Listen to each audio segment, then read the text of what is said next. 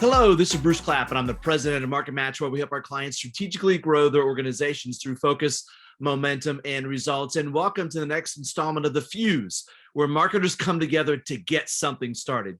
So today, I want to introduce you to a new topic. But before we do, I want to just remind you what The Fuse is all about.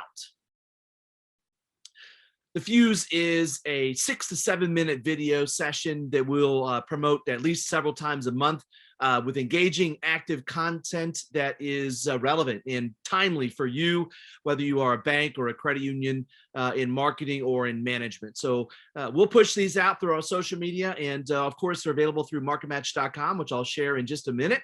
And that's where you can find all of the episodes of The Fuse, segmented by topic and ready for you to view and to share and the like. So let's get ready to roll. So where can I find it? You can go to the marketmatch.com Knowledge Center, and you can subscribe to The Fuse. That way, when we promote a new session, it'll be automatically delivered to you, and you can share it, view it, and learn from it, and then comment. We'd love to hear comments back about what you're seeing, hearing, feeling, and putting to use at your organization. So with that, let's get rolling. Today's topic is about mentoring, which is a topic that a lot of our clients ask about, especially right now with the pandemic and a lot of things that have happened over the past calendar 12 months.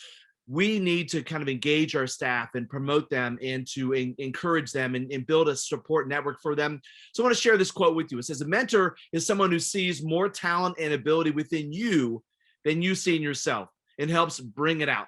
That's what a mentor is all about. And a mentoring program at your bank or credit union is imperative, I believe, to really kind of organizationally grow that culture to one that you're proud of, that is sustainable, that is active and proactive, and gets things done for you and for your customers and members. So let's talk about the challenge of getting a mentoring program up and off the ground. The first is just that right there. It is a widely known fact that it takes just as much energy to get the space shuttle or the Atlas rocket or those kind of things off the ground by about an inch as it does everything else, because it takes just as much thrust.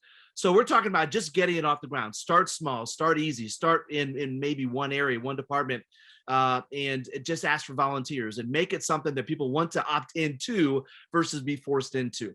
And the key is understanding, how do I mentor? Most people don't really understand exactly, what do I do? Am I just supposed to talk to a person, to share insights, to give them guidance? All of those things are yes, but we'll talk about specific things that are important to know.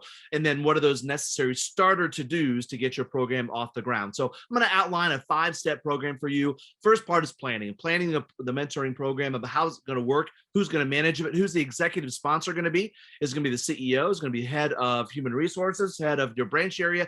Who's going to drive it and make sure this thing works? And it is about people, again, opting in, both from the mentee side, the person seeking the mentoring, and the mentor, the person delivering the guidance and advice and those kinds of things.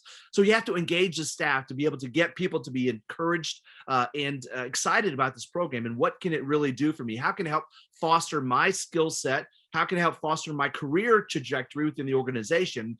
And how can I also just become better at what I do and learn from those that have done it before me, or learn from those that have been around the organization a long, long time? So then it's a matter of putting it in place and doing it. And we believe mentoring mentors should establish their own schedule. However, at the very beginning, you're going to have to outline that for them. What does this look like? It's probably a casual get to know each other meeting. Once the mentee and the mentor have been assigned, well, how do you do that? Well, you should match up not only kind of characteristics and kind of how they approach life and work, but also how can one help the other grow and learn and do. So don't just simply match up a branch manager or their assistant manager. It should be probably someone from a different area, so they can bring a new perspective to their work and new ideas and thoughts and how they can attack their career. So this doing part, first thing is a casual interaction where they're getting to know one another. And I would encourage you to then set the next meeting, happens within 2 weeks after that. And then the cadence should be established by the mentor and the mentee, with, I believe, at least a monthly touch in and touch base about what's going on. There should be some structure into the process about what do we want to accomplish together? What are those outcomes? What are some roles and responsibilities for each of us? And what are some to-dos between sessions that we can begin to work on things, whether it is my interpersonal skills, it's certain job functions and skills that I want to learn, or simply become better at what I do, and all those kinds of things. So then the key part is the inspecting the entire mentoring program. Whoever the executive sponsor is needs to really dive in and see, are the meetings happening? Are people getting what they think that they wanted out of it? Are they participating? Is it something that is good for the organization? And the first one is going to be a little bit of a learning curve, and then it becomes a process. And pretty soon, people are going to want to opt in to be part of the mentor and the mentee. And a successful mentoring program has people that start off as mentees that grow into a mentor role as they kind of foster through their career. And the last thing is really updating the program and making sure that it's relevant and people have the support that they need from the executive team, from the organization, from the tools, the time, all of those things. And I also believe this should be something that we carve out time in people's schedule to have happen. But they also may want to have some casual conversations as well, maybe some off premise, out of work kind of conversations where they grab a coffee so they can have free conversations, or the confidence to have those conversations. All those things should be built into the mentoring program. So what are the outcomes of this? Well, you have a very engaged and supportive staff, and you'll see that people start to deliver career action plans. And that's one thing that I should have mentioned in the first part, is career action plans are a key part of the mentor-mentee relationship, about the what do we want as the outcome.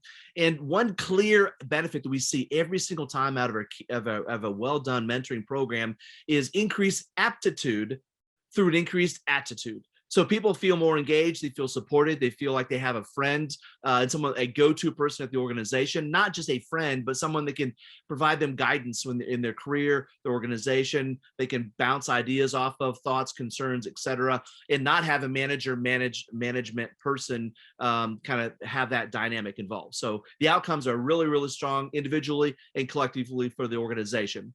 So with these words, go forth and prosper. If you have questions about a mentoring or program, please, by all means, reach out to us at marketmatch.com. We'd love to help you. Hopefully you have a great day, and let's get something started. Thanks.